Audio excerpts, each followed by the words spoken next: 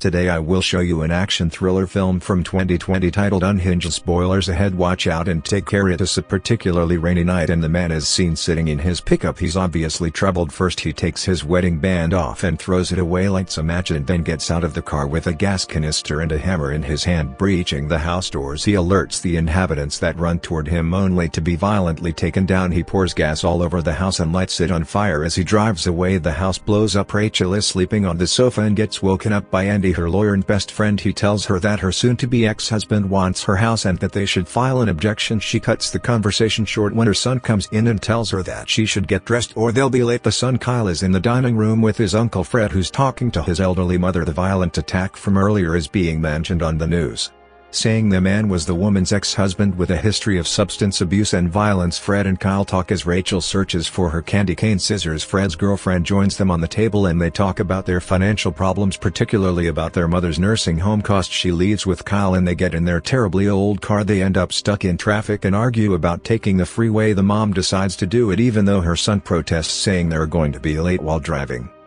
She gets a call from her husband and the kid picks up, happy to talk to his father. He's disappointed almost immediately when his father cancels their plans to go to a game. As the mom tries to lessen the blow, to make matters worse, they still end up in a traffic jam on the freeway and his mom gets another call, this time from a client. When she can't lie herself out of the situation and the client realizes she'll be late again, Rachel gets fired. The son teases her a little bit to cheer her up, then suggests they take the next exit from the freeway and go off the service streets. Coming out of the freeway, they stop on a red light behind a gray pickup. When the pickup doesn't move as the light changes, she starts honking and drives around him. On the next light he pulls up next to their car. It's the man that set the house on fire. He asked them to roll their windows down and Kyle does it. Rachel and the man have an awkward back and forth with him patronizing her and then apologizing, expecting her to do the same, but she snaps back at him, disagreeing. He gets rattled and angrier, threatening her that she will find out what a bad day really means. Kyle is scared and asks her to go. The man starts following them and cuts them off twice. Rachel takes another route and manages to get Kyle to school very late. She calls Andy and asks him to meet her for breakfast in 20 minutes, promising not to be late even though she's low on gas. Rachel stops at a gas station, sets the pump and goes inside to get a few other things. When she goes to the cashier to pay, she sees the gray pickup parked behind her car. Worried, she tells the cashier and the guy standing in line next to her that the man in the pickup has been following her. After an argument, the guy says he'll walk her out and get his plates. As she fuels the tank and gets in the car, the guy tells her the man's plates. She drives off and then the guy stays behind, telling the man and the pickup not to follow. Suddenly the man rams him over into the street,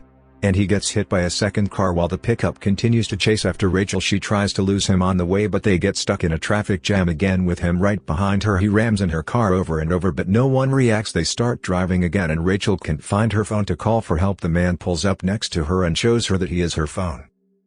She drives off, causing an accident on the way and almost running over a woman. Thinking she finally lost him, she pulls up into a parking lot to hide and calm her nerves. Meanwhile, Andy is waiting for Rachel in a diner, calling her but getting only voicemail. The man with the pickup walks in and heads straight for Andy. He lies to him and says he's an old friend of Rachel's, then sits down and chats him up. They talk about scary experiences with road rage and about Rachel's divorce. The man is defending her soon-to-be ex-husband and Andy gets uncomfortable, so the man lies and says he could get Rachel on the phone, and he tells him to try and gives him his own phone. Back at the parking lot, Rachel is looking for her tablet when she suddenly hears ringing. She finds a phone and picks up, even though it's not her phone. The man gives Andy his cell phone and he tells her that he's waiting for her in the diner with an old fiend of hers. She says she doesn't know anyone by the name given and he turns the phone over to the man. The moment she starts talking about him, calling him a psycho, explaining what happened, he tells her that she needs to truly apologize to him in person, which alerts Andy that something isn't right and he asks for his phone back. That's the moment when the man hits Andy with a cup, breaking his nose. Everyone in the diner gets upset, but no one helps when the man slams his head on the table, knocking him out. He puts Rachel on speaker and continues to talk to her, asking if Andy is really just her lawyer and friend or if she's cheating on her husband with him just like his own wife did. He tells Rachel to say her last words to Andy as he chokes him and eventually stabs him, while the people in the diner still do nothing except film.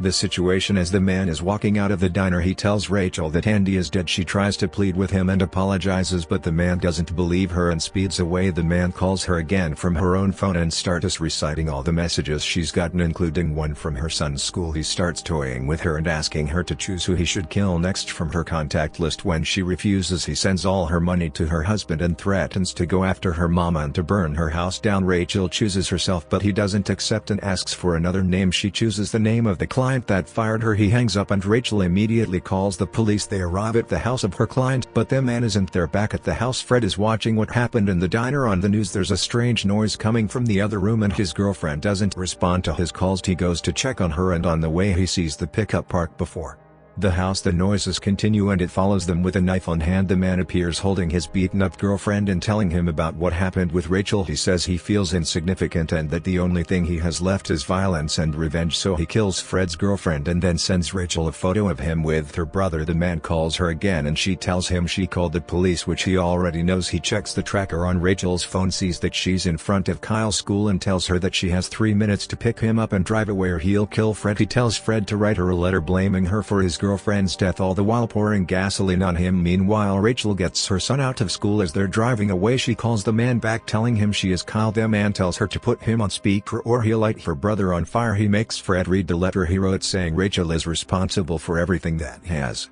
happened and that he'll never see another sunrise again.